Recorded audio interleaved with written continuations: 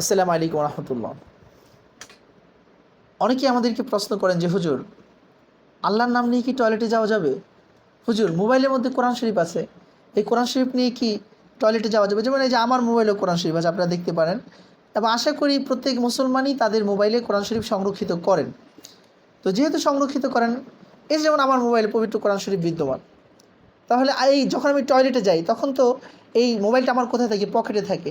তো যে মোবাইলটা নিয়ে আমি টয়লেটে যাচ্ছি এর মধ্যে কোরআন শরীফ আছে, আল্লাহর নাম আছে, হ্যাঁ, নবীগণের নাম আছে, কোরআন শরীফ থাকলে আর কী নাই? সব কিছু আছে এর মধ্যে।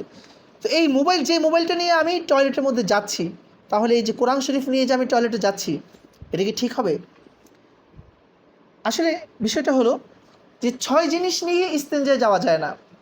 তো মোবাইলে যে কোরআন শরীফ আছে এটা নিয়ে ইস্তেঞ্জা যাওয়া যাবে কি যাবে না, এটা সবার শেষে বলবো, এই জন্য শেষ পর্যন্ত আপনারা থাকুন আমাদের সাথে। তো 6 জিনিস নিয়ে ইস্তেঞ্জা যাওয়া নিষেধ। নাম্বার 1, আল্লাহ তাআলার নাম।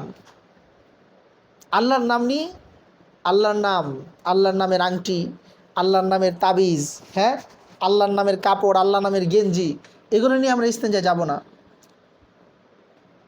2 নম্বর, নবীগণের নাম, হ্যাঁ, মুহাম্মদ, ঈসা, ইব্রাহিম, এই নামগুলো নিয়ে আমরা ইস্তেঞ্জাখানায় যাব না, মানে সরাসরি অঙ্কিত এগুলো যে লেখা আছে। 3 নম্বর, ফেরেশতাগণের নাম নিয়ে আমরা ইস্তেঞ্জাখানায় যাব না। 4 নম্বর, কোরআনের আয়াত নিয়ে অথবা ছোট কোরআন শরীফ যেগুলো লেখা, ছোট কোরআন শরীফ লেখা, আপনি সেটা নিয়ে ইস্তেঞ্জা যাবেন না। 5 নম্বর, হাদিসের টুকরা, হাদিসের কোনো অংশ কিংবা হাদিসের কোনো কিতাব অথবা হাদিসের কোনো পৃষ্ঠা, এটা নিয়ে আমরা ইস্তেঞ্জা যাব না। 6 নম্বর, দোয়া বা কালাম, লিখিত বা অঙ্কিত, এই সকল বিষয় লেখা বা অঙ্কন, ড্রয়িং থাকলে অথবা খোদাই করা থাকলে এমন কোনো জিনিস নিয়ে ইস্তেঞ্জাখানায় যাওয়া যাবে না।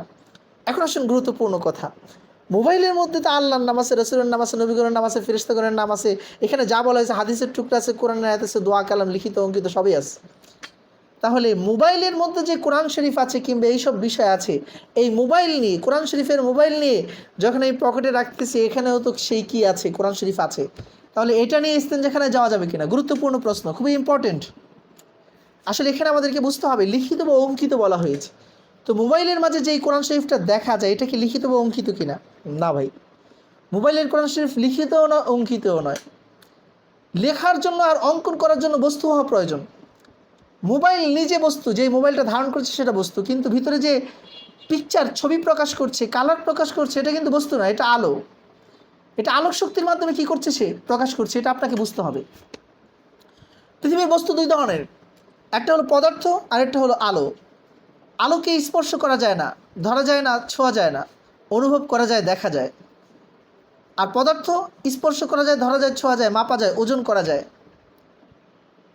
আপনি মোবাইলের যে কোরআন শরীফটা আছে, এটা কিন্তু আমাদের যে বিভিন্ন কোরআন শরীফগুলো, যেমন এই কোরআন শরীফটা আছে, এটার মতো লিখিত অঙ্কিত না, বস্তুর মধ্যে না। বরং মোবাইলের কোরআন শরীফটার আলোক শক্তি, আর আলোক শক্তি এমন শক্তি যেটাকে স্পর্শ করা যায় না। আপনি পৃথিবীতে কখনো কোনো আলো ধরতে পারছেন নাকি কোনো আলো মাপ দিতে পারছেন?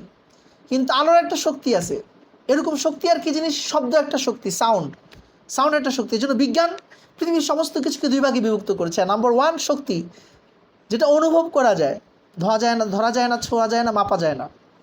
আর দ্বিতীয়টা হলো পদার্থ, যেটা ধরা যায়, ছোঁয়া যায়, স্পর্শ করা যায়।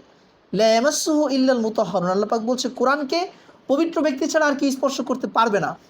তাহলে স্পর্শ করার জন্য সেটা পদার্থ হওয়া চাই।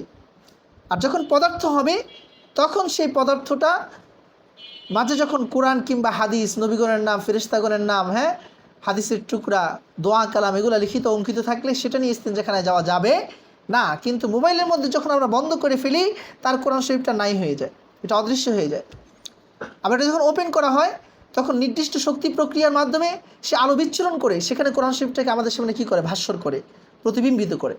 এই জন্য মোবাইলের মধ্যে যে কোরআন শরীফ, সেটা যখন বন্ধ থাকে, সেটা নিয়ে ইস্তেঞ্জাখানায় যাওয়া যাবে। কিন্তু আবার যে আজকের বয়ান শুনে ইস্তেঞ্জাখানার মধ্যে বইসা মোবাইল খুললা কোরআন শরীফ পৃষ্ঠা ওপেন করেন না, এ কাম করেন না আবার। হ্যাঁ, টয়লেটের মধ্যে যেমন আল্লাহর নাম নেওয়া নিষেধ, কোরআন শরীফের পৃষ্ঠা খোলাও নিষেধ। তবে উত্তম হলো যে যদি ইহতিয়াত করা যায়, সতর্কতা অবলম্বন করা যায়, এটা ভালো। উত্তমের তো শেষ নেই। তবে যদি মোবাইল থাকে, বন্ধ থাকে, তাহলে এতে কোনো সমস্যা হবে না ইনশাআল্লাহ। আল্লাহ পাক আমাদের সকলকে সহি জিনিস বুঝে আমল করার তৌফিক দান করুন।